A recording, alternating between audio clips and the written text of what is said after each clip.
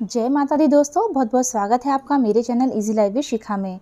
जैसा कि मैंने आपको पिछले वीडियो में बताया था कि नवरात्रि आने वाली हैं और नवरात्रि के समय पे मैं आपके लिए लेकर आने वाली हूँ माता के 9 रूप और उनकी 9 रूपों की कहानियाँ।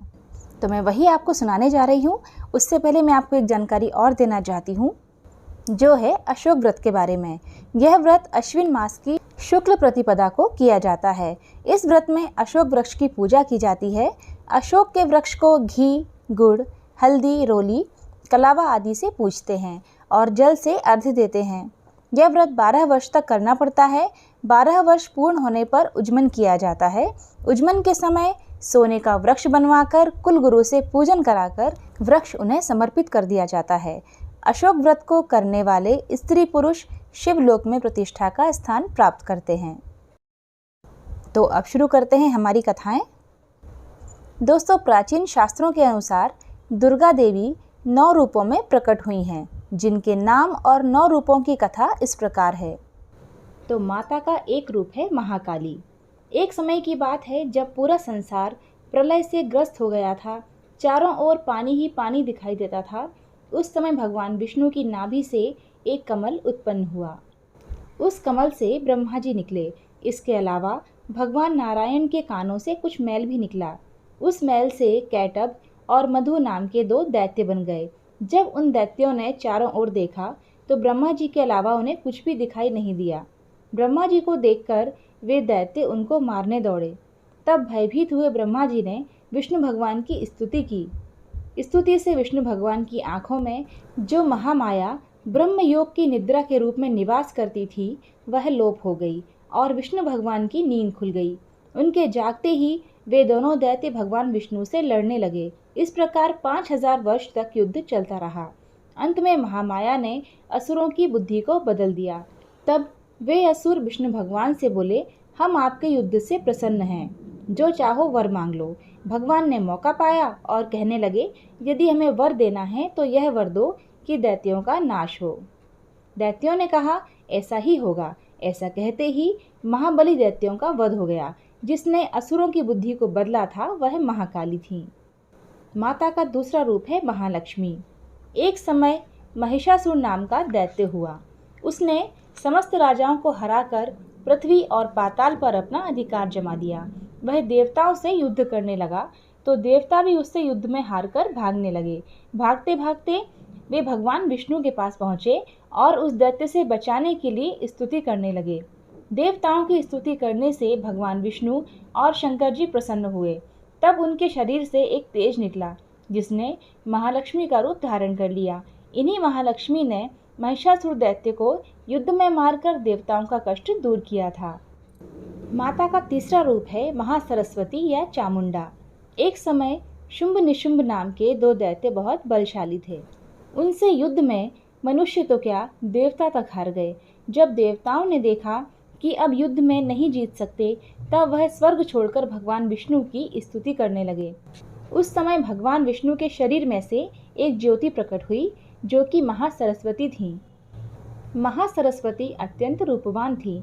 उनका रूप देखकर वे दैत्य मुग्ध हो गए और अपना सुग्रीव नाम का दूत उस देवी के पास अपनी इच्छा प्रकट करते हुए भेजा। उस दूत को देवी ने वापस कर दिया।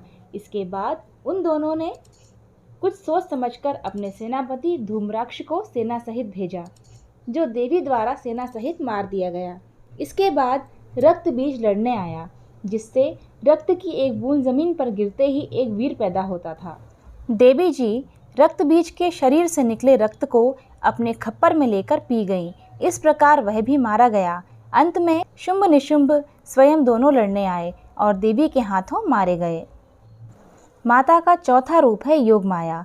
जब कंस ने वसुदेव देवकी के 6 पुत्रों का वध कर दिया था और साथ में एक गर्भ में शेषनाग बलराम जी आए, जो रोहिणी के गर्भ में प्रविष्ट होकर प्रकट हुए, तब 8वां जन्म कृष्ण जी का हुआ था। साथ ही साथ गोकुल में यशोदा जी के गर्भ में योग माया का जन्म हुआ था, जो वसुदेव जी के द्वारा कृष्ण के बदले मथुरा में लाई गई थी। जब कंस ने कन्या स्वरूप उस योग माया को मारने के लिए पृथ्वी पर पटकना चाहा तो वह हाथ से छूट गईं और आकाश में जाकर देवी का रूप धारण कर लिया। आगे चलकर इसी योग माया ने कृष्ण के साथ योग विद्या और महाविद्या बनकर कंस, चाणूर आदि शक्तिशाली असुरों का संहार करवाया। माता का 5वां रूप है रक्तदंतिका। एक बार वैप्रचिति नाम के असुर ने बहुत से कुकर्म करके पृथ्वी को व्याकुल कर दिया। उसने मनुष्य ही नहीं बल्कि देवताओं तक को बहुत दुख दिया।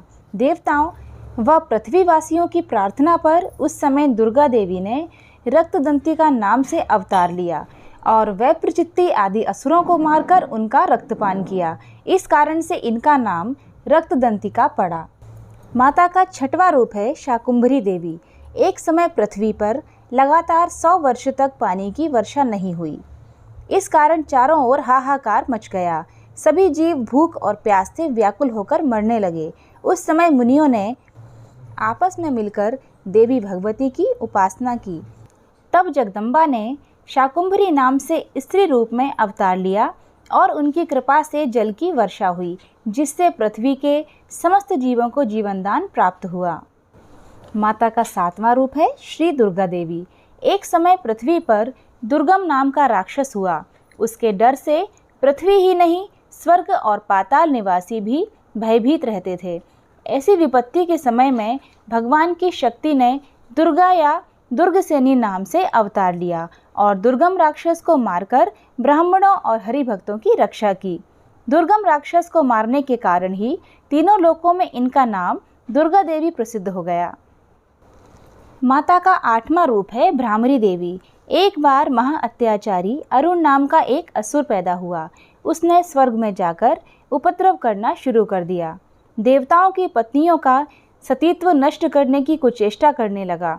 अपने सतीत्व की रक्षा के लिए देव पत्नियों ने भौरों का रूप धारण कर लिया और दुर्गा देवी से प्रार्थना करने लगी। देव पत्नियों को दुखी जानकर मातृ दुर्गा ने भ्रामरी का रूप धारण करके उस असुर को उसकी सेना सहित मार डाला और देव पत्नियों के सतीत्व की रक्षा की। माता का 9वां रूप है चंडिका देवी। एक बार पृथ्वी पर चंडमुंड नाम के 2 राक्षस पैदा हुए। वे दोनों इतने बलवान थे कि संसार में अपना राज्य फैला लिया और स्वर्ग के देवताओं को हराकर वहां भी अपना अधिकार जमा लिया। इस प्रकार देवता बहुत दुखी हुए और देवी की स्तुति करने लगे। तब देवी चंडिका के रूप में अवतरित हुई और चंडमुंड नामक राक्षसों को मारकर संसार का दुख दूर किया। देवताओं का लिया गया स्वर्ग उन्हें पुनः दे दिया। तो दोस्तों, ये थे माता के 9 रूप और उनकी कहानियाँ। अगर आपको आज का वीडियो पसंद आया है तो प्लीज़ इसको लाइक कीजिए और ज़्यादा से ज़्यादा शेयर कीजिए और हमारे चैनल को सब्सक्राइब करके बेल आइकन पर ज़रूर प्रेस कीजिए ताकि हमारे वीडियोस की अपडेट्स आपको मिलती रहें। फिर मिलते हैं अगले वीडियो में। नवरात्रि की आप सभी को बहुत बहुत शुभकामनाएं। जय माता दी।